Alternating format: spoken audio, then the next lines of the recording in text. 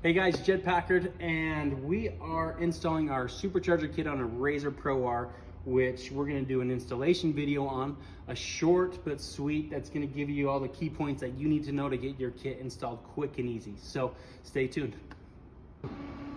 You guys are going to want to lay out your entire kit on a table so you know what components are there and what's involved. There's going to be several components that you're going to remove from your vehicle that are not going to be reused, such as your belts, your cover for your alternator belts. Your bed is nice to pull off so you have easy access, and there's some other components you'll see that's pretty self-explanatory that you're going to need to remove, so just plan for that. One of the first things I'm going to recommend you put together is the Supercharger head unit. You're going to want to take the pulley shaft, which goes right here, and you're going to use these M6 bolts that we supplied, and you're going to want to torque that to 7 foot-pounds of torque. Now keep in mind, these Superchargers, they do not want you to rotate them the opposite direction that they're going to be spinning. So try not to rotate this internal pulley at all so it doesn't damage the Supercharger. So once you have the internal shaft torqued at 7 foot-pounds, go ahead and put the snout on. You're going to want to torque all those at 7 foot-pounds as well. Okay, so next you're going to want to remove this portion of the tensioner from this piece here, along with these 3 OEM bolts right here, which this is going to bolt to right there. Now when you do this, snug the bolts, but do not tighten all the way, because there's going to be some play that you need to be able to get the Supercharger and everything else to line up. And once that's all done, then you'll torque them to factory spec. So now we're going to slide the Supercharger into this housing. You're going to first want to clip this zip tie to get this wire out of the way to give you a little more clearance there. Slide your Supercharger in. And then you're going to want to get the mount supplied with the kit, the Supercharger mount here, using the OEM hardware.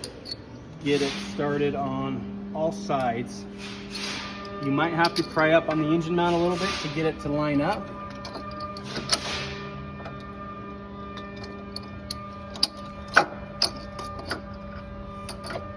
But get all your hardware started before you tighten fully.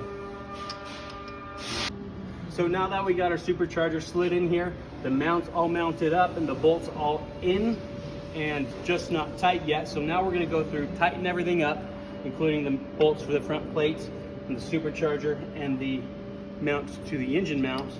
Once we get those all tightened to factory spec, we can put this on for the belt tensioner. Okay, so one thing you're going to need to make sure you do is install the mount that relocates your coolant reservoir tank.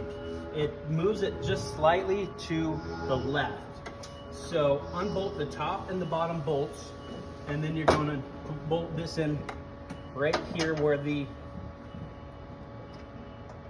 old bolt was, and then you'll bolt the reservoir tank to this mount. That's installed, as you can see here, for your coolant reservoir tank. You got your bolt on the front, bolting it in. You're going to want to drill a small pilot hole for your upper mount in that tab because it relocates it.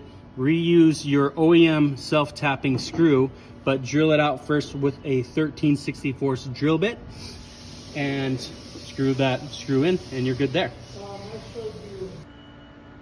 Okay, so next you're going to want to replace your OEM map sensor with the map sensor that came with the kit. So it's simply right here, just unbolt it and bolt this one back in place. Okay. So next we're going to replace the rubber manifold that goes in between the throttle body and the intake plenum. So remove this and you're going to replace it with this.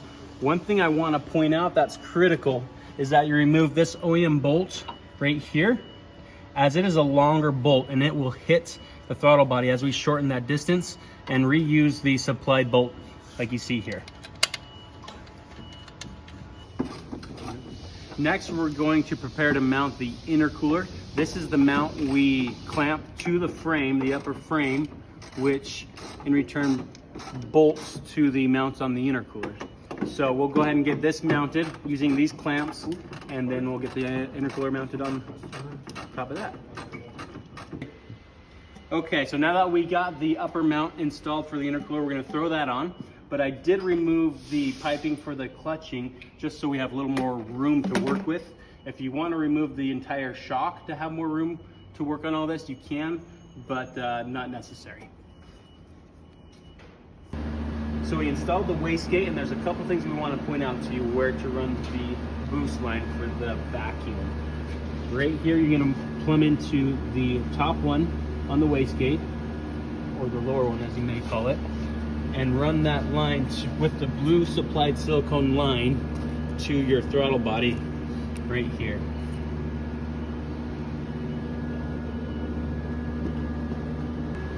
Okay, so now we got our charge tubes that we've just installed. The lower one here, and there's the upper one here. It's nice to have a bottle of Windex to spray your silicone bends and couplers so it slides on and off much easier. And especially with your air filter tube, it's good to have the Windex to be able to maneuver everything in and out much easier. So next we're going to be installing the oiling system for the supercharger. Now this is super critical that it is done correctly. So it's easiest to install a good portion of the components off of the vehicle, such as the reservoir and the oil cooler, with the rear mount. You can see how I have these two tight already, and these and this, but the rest is still loose because there's going to be some adjustment that I need to make when it's on the vehicle. So make sure when you're putting these brackets on here, you're going to be pulling the OEM bolt from there, which is this. You'll reuse that. Make sure you use red Loctite when going back in. You're going to be using one of the supplied bolts we give you that goes right here. Make sure you use red Loctite on that as well, because you do not want this assembly vibrating loose or off when you're driving the machine, of course. Okay, so I have the front mount here mounted to the frame, as you can see. So we're going to take this assembly, slide it in here, rest it on that, there.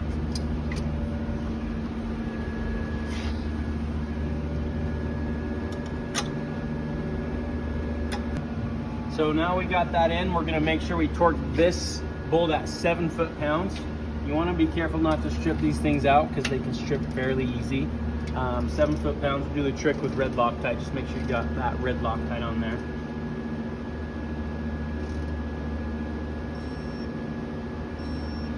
Okay, so now that we got this assembly in here, we're going to torque this bolt. We got the red Loctite on there already, so let's torque it at 7 foot-pounds.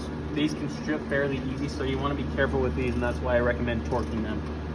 7 foot-pounds.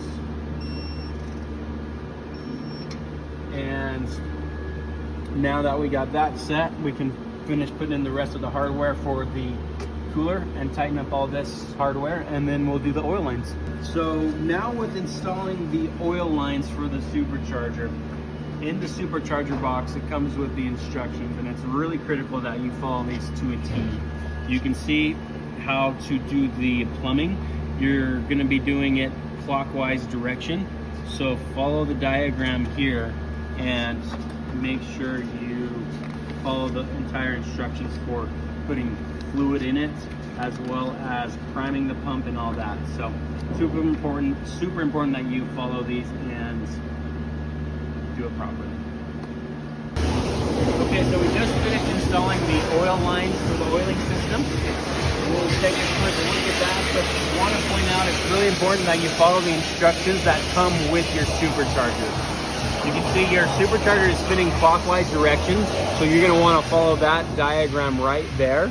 But here, take a quick look at how we mounted and did all the plumbing on ours right here.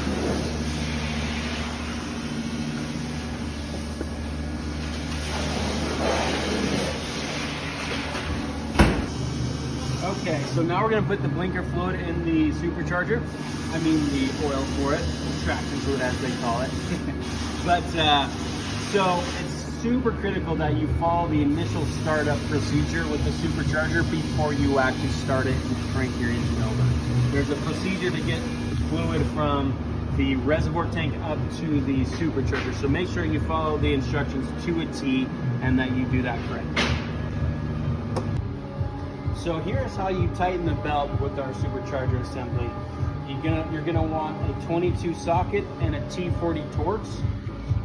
You use the socket to apply the tension to the belt while you tighten up the jam bolts that hold it tight. I would recommend torquing the belt to about 80 foot-pounds.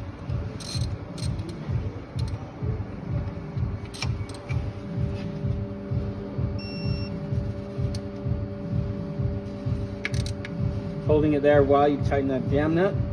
That one's tight. And then you want to go in and tighten this one after that's tight.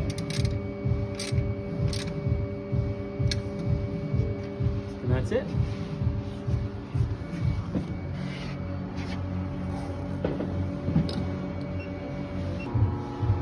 Okay, here we're going to take a look at the ECU. You're going to remove the OEM ECU, which is right here. Pull the plugs out, obviously. And we got the Pro EFI system set up right here.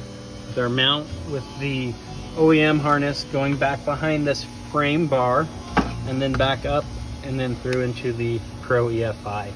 You're going to route your O2 wire, your wideband wire through here back to the back of the exhaust. Make sure you remove the OEM O2 sensor and replace it with the wideband that's supplied with the Pro EFI kit and plug that into here. And then the speed box right here is color coded for these wires right here, which you'll need to put in and lightly tighten with a flathead screwdriver with the corresponding colors and labeling here.